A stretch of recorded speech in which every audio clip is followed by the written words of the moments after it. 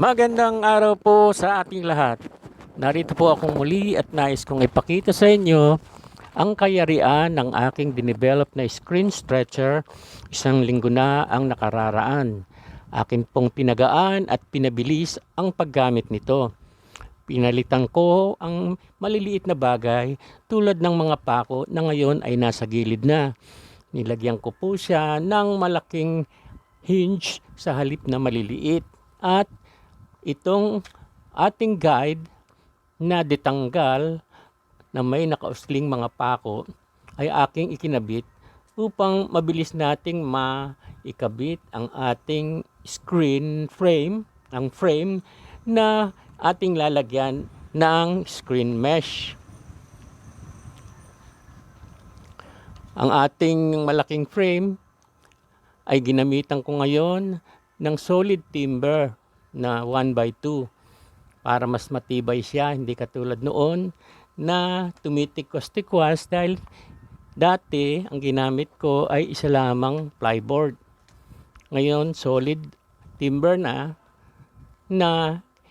aking binuo at naka-half-lap joint sa mga kanto para mas matibay siya.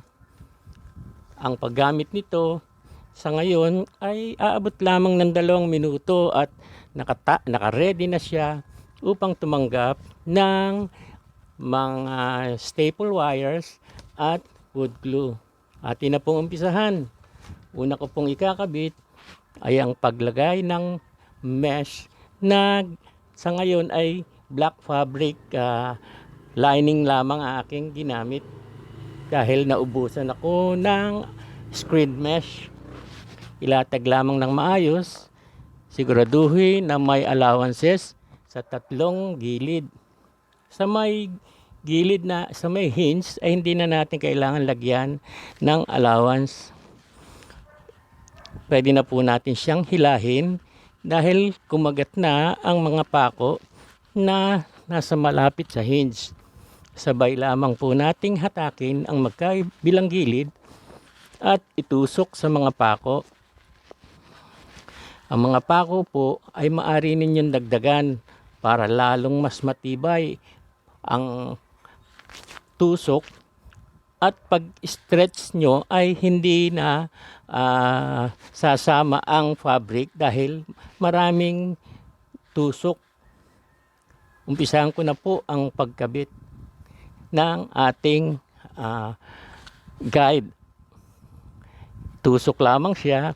At ang 2 pakong nakausli ay magiging guide o jig ng ating frame na kakabitan ng mesh. Siguraduhin lamang na mas maluwag ang frame kaysa dun sa mga pako para madali siyang maikabit.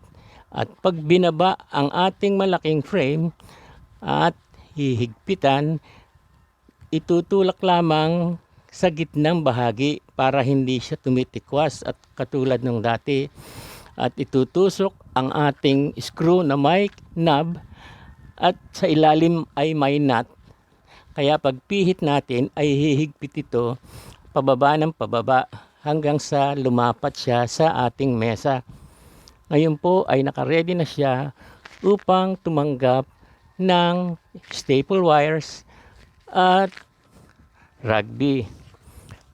Sa proseso pong iyan, tayo ay umubos lamang ng kulang-kulang 2 minuto at nai-ready na natin na kabitan ng staple wires at glue. Sana ay naibigan nyo ang aking munting video at ito ay siguradong kailangan ng ating mga bagong screen printers o mga amateur at mga hobbyist.